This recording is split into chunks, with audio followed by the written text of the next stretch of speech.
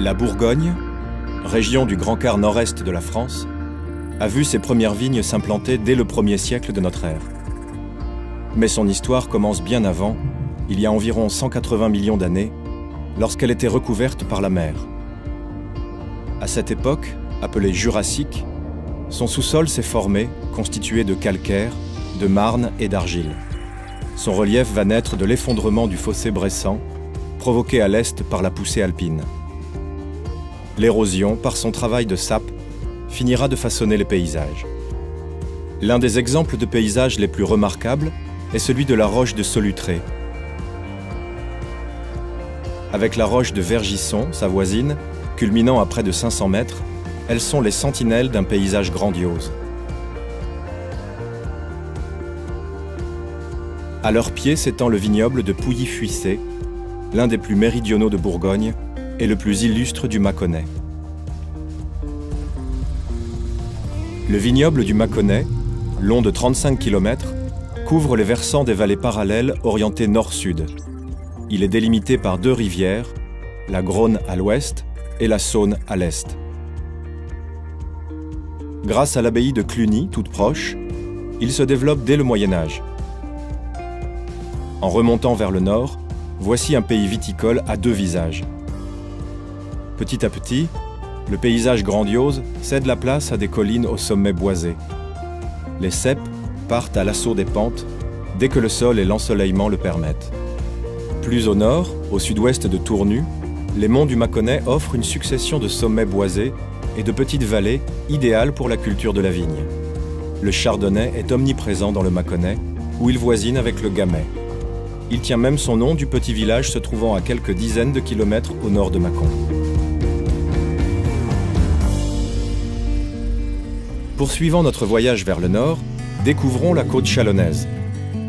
Tirant son nom de Chalon-sur-Saône, toute proche, elle s'étend sur 38 km de longueur et 5 à 7 km de largeur entre les vallées de la Dheune, à l'est, et de la Grosne, à l'ouest. Ici, la vigne ne monopolise pas les paysages. Elle se mêle aux champs et aux bois, ce qui donne à cette région son charme irrésistible. La côte chalonnaise est une sorte de charnière entre le nord et le sud de la Bourgogne. Là, les couches sédimentaires calcaires se sont disloquées en appui sur le socle granitique, en créant de nombreuses collines et multipliant les orientations de coteaux. La vigne tire le meilleur parti de ces paysages, en s'installant sur les versants les mieux exposés. Elle cherche à bénéficier de l'insolation optimale, tout en étant abritée des vents d'ouest et du nord. Dès le Moyen Âge, ces vins acquièrent une solide réputation. Les moines de Cluny vont largement contribuer à la valorisation du vignoble de Montagny au sud, tandis que les ducs de Bourgogne vont faire connaître le nord de la côte chalonnaise. Ici, les vins rouges sont légèrement majoritaires, mais Montagny, tout au sud, est exclusivement blanche et obtenue à partir du chardonnay.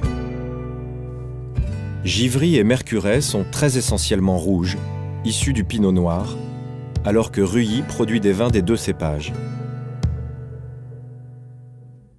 Bouzeron, enfin, se distingue en étant la seule appellation village issue de la ligotée. Poursuivons notre route en nous dirigeant vers le nord-ouest.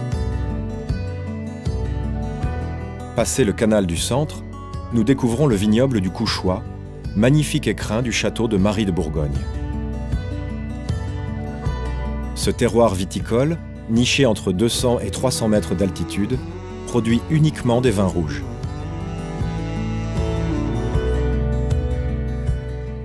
Abandonnons ensuite ces collines douces pour aller à la rencontre des côtes de Beaune et de Nuits qui se terminent aux portes de Dijon, ce qui explique en partie leur notoriété sans égale. Séparée de la côte chalonnaise par la vallée de la Dheune, la côte de Beaune arrive dans le prolongement du Couchois.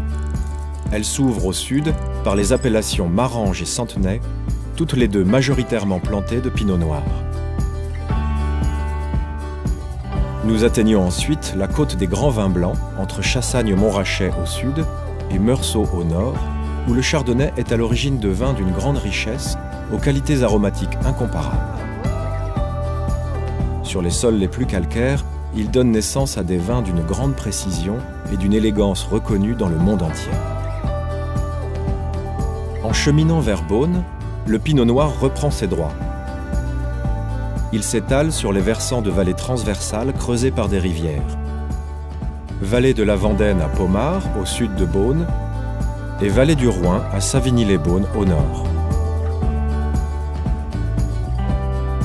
Capitale historique des vins de Bourgogne, Beaune abrite l'Hôtel-Dieu, merveille d'architecture du XVe siècle.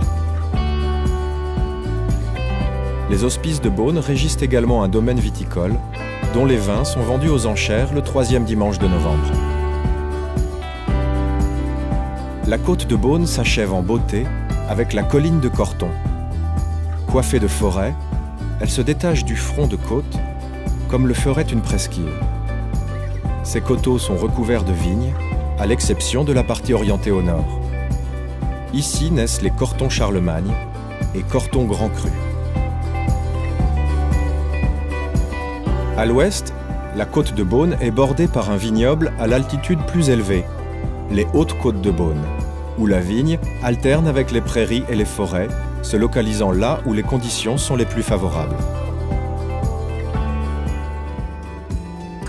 La côte de Nuits succède à la côte de Beaune sans interruption. La première chose qui saute aux yeux, c'est le rétrécissement du vignoble. D'est-sud-est, l'exposition passe plein est. Les sols et sous-sols montrent également quelques subtiles différences dues à l'âge un peu plus ancien des couches sédimentaires. Dominant la plaine de la Saône, c'est un fin ruban de vignes qui se déroule sur une vingtaine de kilomètres, entrecoupé de combes plus ou moins profondes. À la sortie de ces combes accueillantes, se sont installés les villages aux noms évocateurs de Vougeot, Chambol-Musigny, Moret-Saint-Denis, Gevrey-Chambertin. Si les vins de Bourgogne brillent de mille feux sur les tables royales, princières et ducales, ils le doivent notamment aux moines qui formalisent le travail de la vigne et perfectionnent les techniques de vinification. Le clos de Vougeot, construit par l'abbaye de Cîteaux, est la parfaite illustration de cette maîtrise qui, aujourd'hui encore, impressionne. Ducs et parlementaires de Bourgogne, installés à Dijon, ne sont pas en reste. Le vin, parfait symbole du raffinement et de la puissance, devient pour eux un ambassadeur incontournable.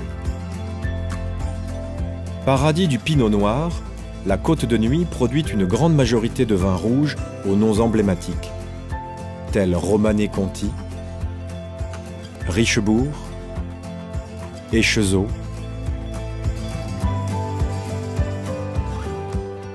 Prenons de l'altitude et visitons la région toute proche des Hautes Côtes de Nuits.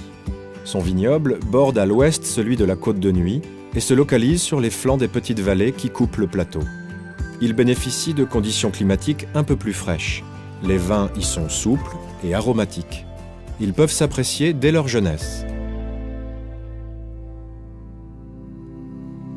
Quittons cet ensemble viticole localisé sur les coteaux qui surplombent la plaine de la Saône pour nous diriger vers le nord-ouest, aux confins du bassin parisien. Véritable millefeuille, ce plateau est constitué de calcaire et de marne datant du Jurassique supérieur et du Crétacé. En d'autres termes, les roches sédimentaires sont ici plus jeunes de 20 millions d'années que celles de la Côte de Nuits. Les rivières de l'Yonne, du Serein et de l'Armançon y ont façonné de larges vallées sur les versants desquelles s'étale maintenant la vigne. Pour compenser les conditions climatiques plus fraîches, dues à une situation géographique plus océanique et plus septentrionale, la vigne cherche ici les meilleures expositions. Au sud, dominant la vallée de la Cure, petit affluent de l'Yonne, le vignoble de Vézelay se blottit sur les flancs de la colline éternelle. En suivant le cours de l'Yonne, nous apercevons bientôt le vignoble de l'Auxerrois. Sur la rive droite apparaissent Irancy, encerclé par ses vignes de Pinot Noir et de César, Saint-Brie-le-Vineux, connu pour son Sauvignon blanc, et un peu plus au nord-ouest, Chitry. Sur la rive gauche se dévoile le village au nom imagé de Coulanges-la-Vineuse. À quelques kilomètres au nord d'Auxerre, dans la partie la plus septentrionale de la Bourgogne, se trouve la petite ville de Joigny. Son vignoble s'étend sur les deux rives de l'Yonne. Une grande partie est localisée sur la rive droite, sur des coteaux bien abrités des vents du nord-ouest. Pinot Noir, Pinot Gris et Chardonnay sont à l'origine de vins de belle qualité. Plus à l'est se dessine la vallée parallèle du Serein. Nous voici au cœur d'une région viticole de très grande renommée, Chablis. Les premières vignes ont ici fait leur apparition à l'aube de l'ère chrétienne. Mais c'est surtout grâce au travail des moines de Pontigny, deuxième fille de l'abbaye de Cîteaux, que la viticulture se développe à Chablis et aux alentours. La proximité d'Auxerre et de son port fluvial joue alors un rôle important dans la commercialisation des vins qui deviennent rapidement incontournables sur les tables parisiennes. Les vignes recouvrent les nombreux vallons qui découpent profondément le plateau. Elles s'installent plus particulièrement dans les zones abritées des vents et bien exposées au soleil levant ou de la mi-journée. Les versants de la rive droite du Serein abritent des climats de grande renommée. Leur exposition varie d'est à ouest, avec une grande partie du vignoble située face au sud. Quant à la rive gauche, elle abrite de nombreux climats aux expositions très diverses. Les plus réputés de l'AOC Chablis Premier Cru bénéficient d'une exposition tournée essentiellement à l'est. Poursuivons notre route toujours plus à l'est pour nous rendre dans le Tonnerrois, petite région viticole située sur les deux rives de l'Armançon qui arrose la ville de Tonnerre. Sur la rive droite, le village d'Épineuil héberge sur ses coteaux exposés plein sud l'appellation Bourgogne-Épineuil dédiée au pinot noir et au pinot gris. Par contre, la rive gauche est le domaine du Chardonnay avec l'AOC Bourgogne-Tonnerre.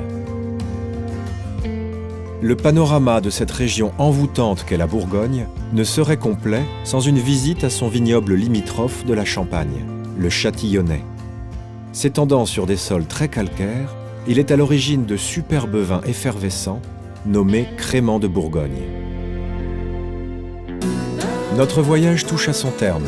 Impressionnés par la beauté de ses paysages viticoles et la richesse de son histoire, nous avons découvert une Bourgogne fascinante. En plongeant au cœur même de son vignoble et de la mosaïque que constituent ses parcelles appelées ici climat, nous avons percé le secret de ces grands vins. Grâce à un savoir-faire ancestral, une maîtrise des techniques incomparables et un attachement à la terre sans pareil, les vignerons bourguignons ont su faire naître des vins d'une qualité et d'une diversité exceptionnelles, récompensés par l'inscription des climats de Bourgogne au patrimoine mondial de l'humanité.